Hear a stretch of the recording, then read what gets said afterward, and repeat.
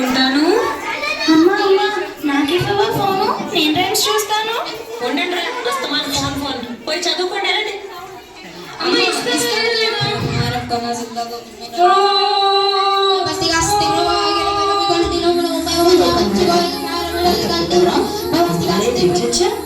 అమ్మ చెప్పేది కూడా నీ మంచి కోసమే కదా.